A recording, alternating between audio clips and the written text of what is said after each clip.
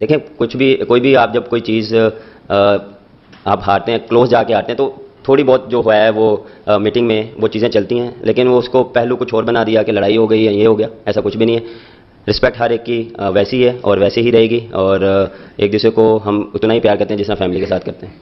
ये दिन आ गए, number 1 bowling, number 1 batting, number 1 team, और काम नहीं हो पा रहा हमसे। मामला क्या है? वेस्ट इंडीज से जलील होने के बाद, सीरीज हारने के बाद, 92 रन पे ऑल आउट होने के बाद पाकिस्तान के ड्रेसिंग रूम से लड़ाई की खबरें आ रही हैं। नाक मुक्का चला है ड्रेसिंग रूम में। बाबर आजम की शाहिनशाह अफरीदी से पाकिस्तान के प्लेयरों से लड़ाई, बड़ी खबर, और वो लड़ाई भी ऐसी, और शाहिनशाह अफरीदी के साथ, और शाहिनशाह अफरीदी भी बिल्कुल एक्यूरेट। सब जानते हैं कि पाकिस्तान टीम को इबरतनाक शिकस्त का सामना करना पड़ा। फैसला कुन मार्के में वेस्टइंडीज ने पाकिस्तान को 202 रन से शिकस्त दी है।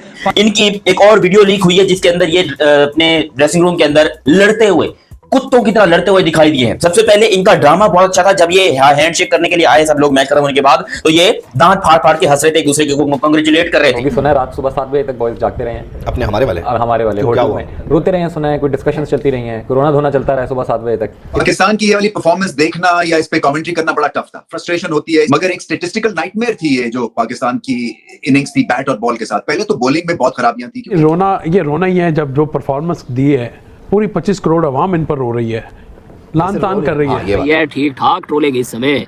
और भाई साहब के जो घंटे के फैंस हैं वो कहते हैं कि भाई बाबर आजम करेगा कमबैक। मैंने कहा कि भैया इसका काम ही नहीं है कमबैक करना, ये कभी बड़ा प्लेयर था ही नहीं। देखो कमबैक करता है भाई बड़ा प्लेयर। मतलब आप लोग वेस्ट इंडीज से हारे और सीरीज भी, आप वेस्ट इंडीज से 92 रन पे, 92 रन पे आप लोग ऑल आउट होते हो।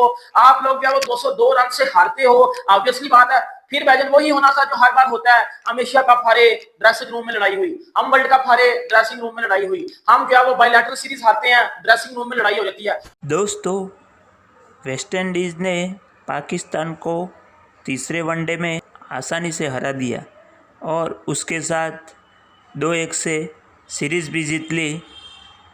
ये मैच पाकिस्तान हारने से पाकिस्तान मीडिया में काफ़ी हड़कंप मचा हुआ है। वो क्या कहते हैं वो इस वीडियो में आगे देखेंगे। तुम्हारे हीरोज ही तुमने गलत चुने हुए हैं, तुम्हारा थॉट प्रोसेस ही गलत है। तुम शुरू से फ्रॉड हो, शुरू से पकड़े गए हो। तुमने आईसीसी चैंपियंस ट्रॉफी में ही बता दिया कि जो हम नंबर 1 आगे 1.5 दिन के लिए। रोया कौन है रात को? देखिए ये प्लेयर्स बहुत लड़ाई भी हुई है, और आपने जो प्रेस कॉन्फ्रेंस देखी है, सिर्फ बाबर रोया नहीं, उसके आंसू नहीं गिरे, और उसके होंठ जिस तरह कप कपा रहे थे, वो रोने वाला आपने कभी बच्चों को या किसी को मुश्किल में देखा तो रोते भी देखा है, मगर मैं कहता हूँ उसकी हिम्मत है। नेपाल आजम के नेपाल आजम ही बने रहोगे। बाबर भाई टाटा बाय बाय, खत्म। पाकिस्तान क्रिकेट की यूनिटी यहीं तक। और दुख के साथ कहना पड़ रहा है, ये कोई खुशी की बात नहीं है कि हमारी टीम में जो है ना वही पुराने जमाने में, वो मैच फिक्सरों के जमाने में जैसे होता था, जो पिछले दौर में होता था, इधर ग्रुपिंग उधर ग्रुपिंग, और हर कोई कसूरवार है। बाबर भाई मैं कहां से लाके दूं बाबर आजम और मोहम्मद रिजवान को रावलपिंडी, मुल्तान, कराची की विकेटें, जहां ये मनमर्जी के रन्स करें और वो रन्स करके ये सुपरस्टार्स बन जाएं, ये किंग्स बन जाएं, ये ब्रैडमैन्स बन जाएं। मैं कहां से लाके दूं इनको गाबा की और पर्थ की विकेटें हैं, हसन अली को, नसीम शाह को, शाहिनशाह अफरीदी को, जहां ये सुपरस्टार बॉलिंग लाइनअप की तरह डिलीवर कर जाएं। बाबर आजम ने भी एक तरह से जो पहला 50 किया उसमें बहुत क्वेश्चन मार्क्स थे, इसलिए कि वो इंटेंट भी नहीं थी। ठीक है, गेंद स्पिन हो रहा था, ग्रिप हो रहा था, ये भी खौफ होता है बाबर आजम को शायद कि अगर वो जल्दी आउट हो गए तो बहुत प्रेशर पड़ जाएगा इस टीम पे। मगर इस तरह की इंटेंट से जो है ना, फिर आप 320 रन नहीं कर सकते हैं। और पिछले 7-8 साल से कहते हुए आ रहे हैं, कोई चीजें नजर आ रही हैं लेकिन कोई काम नहीं हो रहा। और जो 14 अगस्त पे जो खुशी दिखाई है वो 92 की मेरे ख्याल से मेमोरीज याद करवाई है कि 92 का वर्ल्ड कप ना भूल जाए, जैसे 92 पे टीम आउट हुई है।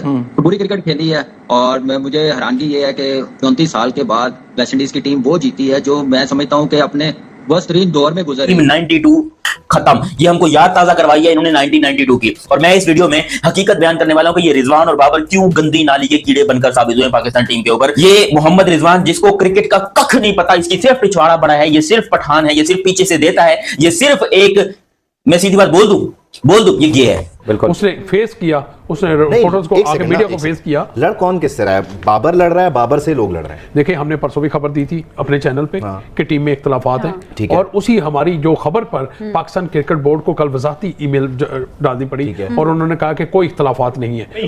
एक दूसरे को हलत बैकिंग के, वो जैसे पीछे भी बैकिंग है। अब देखिए हर एक का एजेंडा है। जैसे शादाब ने बोला था कि भाई बाबर रिजवान जा देना, अफगानिस्तान वाली सीरीज उन्होंने नहीं सीरियस होकर खेली, बाबर आजम की कप्तानी पे बात जात आई। जो शाहिनशाह अफरीदी तो कहता था ना, वो जो हटाएंगे वाला ट्रेंड चला था बाबर भाई।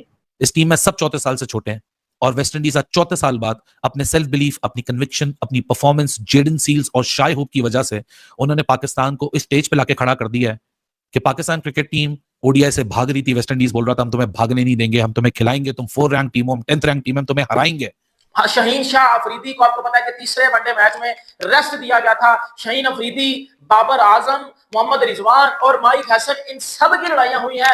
इसमें आपको सलमान अली आगा भी आते हैं। और अगर बात की जाए सीनियर प्लेयर्स की, तो सीनियर प्लेयर्स की अगर बात की जाए तो सीनियर प्लेयर ज्यादा लड़ाई में मुलव्वस आपको नजर आते हैं। और ये इख्तलाफात आपको टीम में मैच के दौरान नजर आते हैं। कोई फील्डिंग नहीं कर रहा, कोई बॉलर्स को अपने मुताबिक फील्डिंग सेट करता है, वो नहीं उस पर काम करते, हर बंदा अपनी मर्जी से खेल रहा है। यही है ना, और क्या है। हमारा कोई पर्सनल एजेंडा तो नहीं है। मुझे तो पैसे ना मिलते मैं यहाँ बैठता भी ना, बात भी ना करता। I would not even wish to talk about Pakistan team अगर मुझे पैसे ना मिल रहे। बिल्कुल ठीक है। ऑनेस्टली मेरा कोई लेना देना नहीं क्रिकेट से। वो तो मुझे रिक्वेस्ट करके बुलाया गया पीटीवी, तो मैं आ जाता हूँ। मैं आपको सच कह रहा हूँ, मैं लाइव ऑन टीवी कह रहा हूँ। तो मेरा कोई एजेंडा नहीं है इनके बारे में बात करूँ। मैं क्यों टाइम ज़ाया करूँ आके। यही वजह है कि अब जब आप खुद परफॉर्म नहीं करते और दूसरों को आप कहते हैं कि तुम जो स्टार बने फिरते हो, तुम्हारा जो है वो स्टार पन जो है वो सारे का सारा निकल जाएगा, और ये जो अगला वर्ल्ड कप है ये तुम सब लोगों के लिए आखिरी मौका है। सर ये बाकी सब के लिए नहीं, ये बाबर आजम के लिए भी आखिरी मौका है। And who knows, Babar Azam के लिए ये एशिया कप ही आखिरी